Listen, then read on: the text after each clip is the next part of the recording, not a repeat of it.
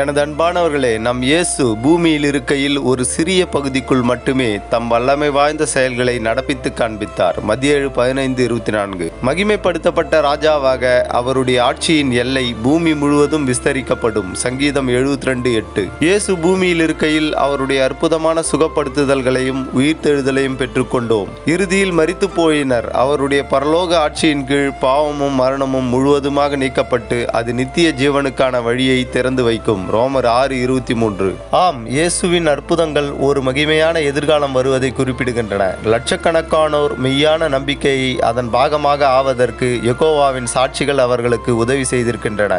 அந்த நேரம் வரும் வரை சீக்கிரத்தில் நடைபெறவிருப்பவற்றை பற்றிய எப்பேற்பட்ட மகத்தான அனுபவத்தை இயேசு கிறிஸ்துவின் அற்புதங்கள் அளித்திருக்கின்றன என்பதை உணர்வோம். நம் கர்த்தர் சொல்லுகிறார், ஆபத்து காலத்திலே என்னை நோக்கி கூப்பிடு, அப்பொழுது நான் உனக்கு அறியாததும் உனக்கு எட்டாததுமான பெரிய காரியங்களை அறிவிப்பேன் என்றார். ஆமேன்.